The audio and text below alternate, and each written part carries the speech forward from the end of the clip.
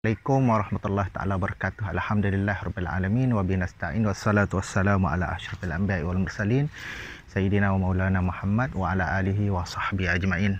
Qala Allah taala fil Qur'anil Karim, a'udzubillahi minasyaitonir rajim wa fakihatan wa abba mata'al lakum wa li'an'amikum. Shadaqallahul azim. Assalamualaikum warahmatullahi taala wabarakatuh. Sekali lagi insya-Allah pada petang ini kita berjumpa lagi dalam siaran terkini. Saya nak perkenalkan kepada tuan-tuan dan puan-puan di luar sana berkaitan dengan satu tumbuhan herba yang terbiah, yang kalau boleh kita manfaatkan insya-Allah banyak khasiatnya. Bagaimana Allah SWT sebut dalam ayat yang saya bacakan tadi, Allah menegaskan kepada kita wa fakihatan wa abba, dan buah-buahan dan juga tumbuh-tumbuhan yang menjalar ni Allah berikan kepada kita mata'al lakum wa li'an'amikum.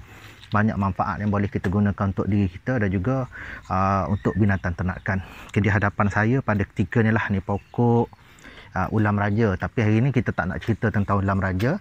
Kita nak bawa tuan-tuan kepada satu tumbuhan yang kalau boleh saya sebut terbiah, tapi kalau kita manfaatkan ia sangat-sangat berikan kesan pada kehidupan harian kita, utamanya berkaitan dengan kesihatan dan juga keperluan ekonomi kita yang sekarang ni makin menekan. Tuan-tuan, kalau boleh kita tunjukkan, hari ini adalah pokok selaput tunggul, ataupun ada yang juga dipanggil sebagai telapak tunggul, ada juga dipanggil sebagai celapak tunggul. Okey, khasiatnya ada banyak tuan-tuan. Sebelum tu kita nak mungkin boleh juga kita untuk kita perkenalkan kepada tuan-tuan berkaitan dengan herba ni. Kalau boleh kita nak bagi tahu selaput tunggul ni, selain daripada nama yang kita panggil sebagai selaput tunggul, nama saintifik lah Micania miranda,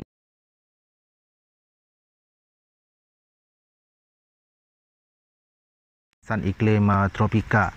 Dan pokok selaput tunggul ni juga ada yang panggil sebagai rumpai tumbuh semenak sebatu, ada juga dipanggil sebagai American rope, ada yang panggil American Valley, Sweet Valley, Kapu Valley, Derita Rasa, Paca, Chinese Creeper, Keroma, dan juga ulam tikus. Kalau di Malaysia ni ada yang panggil juga sebagai ulam tikus. Jadi apa dia khasiat dia? Khasiat dia banyak tuan-tuan. Pertama sekali boleh mengenyangkan perut yang lapar. Boleh kita jadikan sebagai salah satu daripada sayur-sayuran untuk kita makan, dan juga boleh jadikan sebagai ulam-ulaman harian. Cuma nak sebut pada hari ni lah khasiat dari segi perubatan. Selapak tunggul ni di sebelah sini pun ada. Untuk selapak tunggul ni, khasiat dia kalau kita ambil tiga daun ni, kita ambil 3 kelopak daun ni, kita boleh untuk rawat kencing manis dan juga darah tinggi. Caranya ambil 3 helai daun ni, kita rebus ataupun kita renehkan bersama dengan 3 cawan air dan biarkan seketika sehingga air tadi tinggal sebanyak 1 gelas ataupun 1 cawan.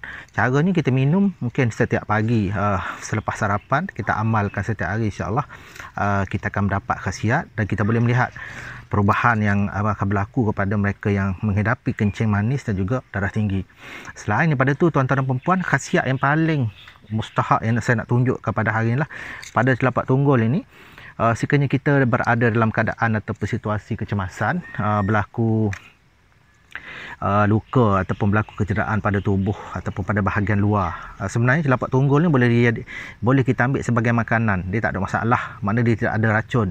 Caranya kita ambil untuk rawat luka, kita gumpal kan, ni saya gumpal biasa saja, kita gumpal-gumpal sehingga dia sedikit berair, dan boleh juga ditambahkan dengan air sedikit untuk kita gumpal, ataupun kalau bagi masyarakat dahulu kala, dia meludahkan di telapak tangan dan dioles-oles sehingga daun ini hancur dan ditampalkan di tempat-tempat yang mengalami luka. Selain daripada itu juga mungkin kita takut keliru dengan satu lagi tumbuhan, iaitu kalau boleh saya sebut pada hari ini tumbuhan pokok kapal terbang. Pokok kapal terbang,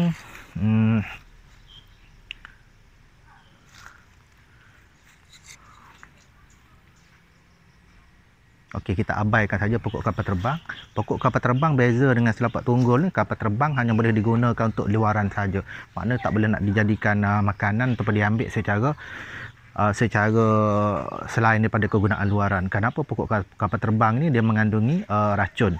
Tapi bagi selapak tunggul ni, kita tunjukkan sekali lagi, ia boleh digunakan untuk merawat luka, cara kita oles bagaimana yang kita sebut tadi, dan boleh dijadikan makanan, sama ada nak jadikan ulam-ulaman atau juga untuk sayur-sayuran. Dan lebih pentingnya boleh dijadikan jus. Ekstrak jus ini boleh menjadikan kita awet muda dan masa yang sama merawat darah tinggi dan juga kencing manis. Ada dua cara kita buat. Pertama, ekstrak jus, dan yang kedua, kalau kata kita tak ada kesempatan masa yang banyak, kita ambil 3 helai daun ni, saya ulang balik, 3 helai daun kita rebus satu pereneh dengan 3 cawan air, biarkan seketika sehingga air rebusan tadi tinggal sebanyak 1 gelas ataupun 1 cawan, dan kita minum untuk pada waktu pagi lah.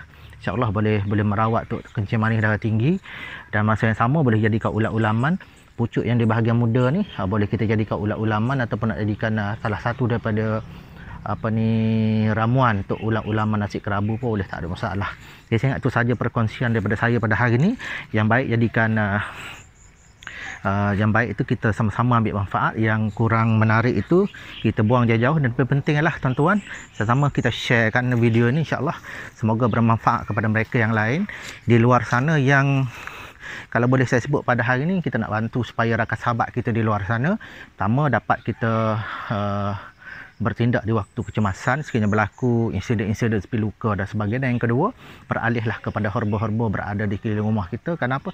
Dapat membantu kita untuk untuk nak berjimat di musim-musim gawat, dan selebihnya juga untuk kita nak sama-sama pastikan yang kita ini sentiasa berada dalam keadaan sihat.